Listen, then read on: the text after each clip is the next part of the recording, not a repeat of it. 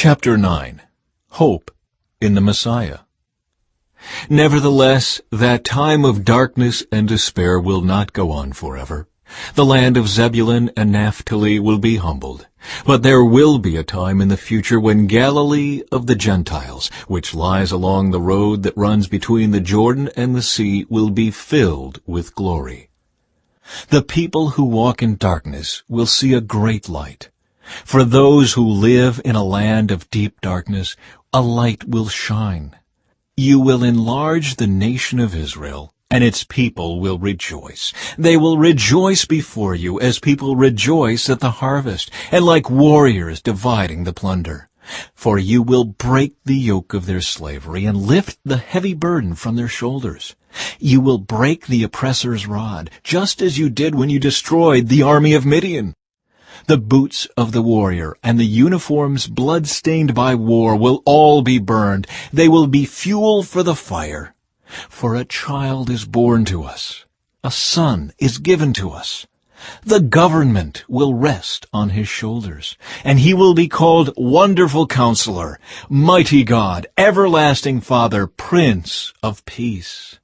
His government and its peace will never end. He will rule with fairness and justice from the throne of his ancestor David for all eternity. The passionate commitment of the Lord of heaven's armies will make this happen. The Lord's anger against Israel. The Lord has spoken out against Jacob. His judgment has fallen upon Israel. And the people of Israel in Samaria who spoke with such pride and arrogance will soon know it.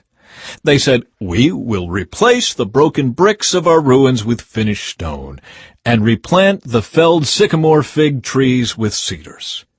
But the Lord will bring Rezin's enemies against Israel and stir up all their foes. The Syrians from the east and the Philistines from the west will bare their fangs and devour Israel. But even then, the Lord's anger will not be satisfied. His fist is still poised to strike. For after all this punishment, the people will still not repent. They will not seek the Lord of heaven's armies. Therefore, in a single day, the Lord will destroy both the head and the tail, the noble palm branch and the lowly reed. The leaders of Israel are the head, and the lying prophets are the tail. For the leaders of the people have misled them. They have led them down the path of destruction. That is why the Lord takes no pleasure in the young men and shows no mercy even to the widows and orphans. For they are all wicked hypocrites, and they all speak foolishness. But even then the Lord's anger will not be satisfied. His fist is still poised to strike. This wickedness is like a brush fire. It burns not only briars and thorns, but also sets the forests ablaze.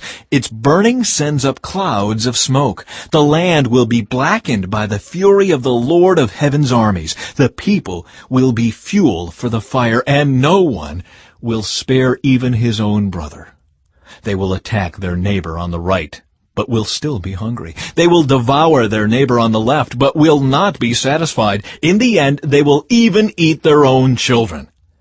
Manasseh will feed on Ephraim.